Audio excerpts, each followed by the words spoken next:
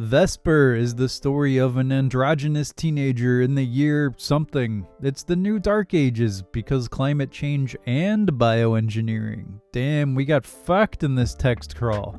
Society is now segregated between the haves and have-nots. The richy riches live in cities called citadels, presumably eating caviar out of each other's asses, and people like Vesper live off of worms in the forest. She has a dad who is bedbound because I forgot why, but his brain controls a floating beach ball, and she has a dick neighbor who wants to turn her into a sex slave to pump out babies whose blood he harvests to trade with the rich people for seeds that only produce once. This is getting convoluted.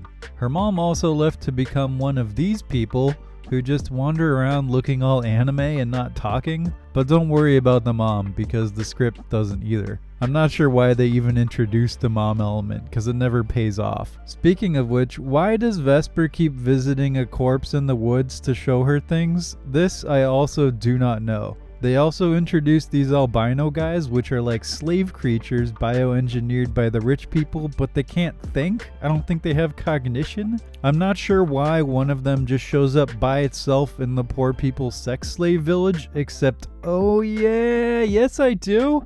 Because the plot starts when this bitch crash lands, and she's kind of albino too. And she's joined by a brilliant geneticist. Coincidence? And that's your world set up in a nutshell. I might as well mention that Vesper is a brilliant geneticist as well, so to further convolute this, because she read a book, and then I can point you to the tagline of the movie. One seed can change everything. Will Vesper change the world with her seed, or will she be enslaved by the seed of bad guy? You'll have to tune in to find out. From the visionary directors of ABCs of Death 2? No, it's not a joke. Oh my god. So this movie is like an indie darling. Look at that tomato meter. That's why I watched it. When an indie movie has a massive division like this between audiences and critics, I always watch it because it's almost always going to be smart and interesting, which most people don't get because most people don't do smart and interesting. I don't know if you've met people before, but most people do Uncharted. Look at that. Fucking look at that travesty. You should all be ashamed.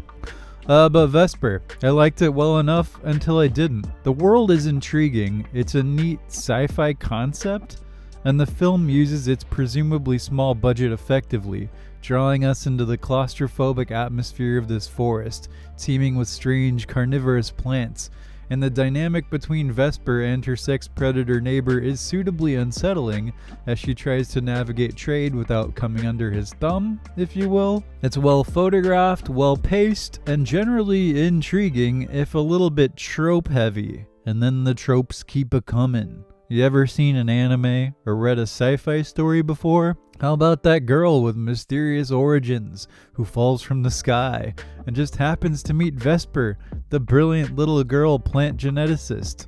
I'll leave it to your imagination from there, but suffice to say, every payoff in this plotline is a trope, which in and of itself isn't bad, but I started to lose interest when I saw where it was all going, and also because of one specific scene. Let me lay this out for you. Let me tell you a tale. Bad rape monster guy busts in.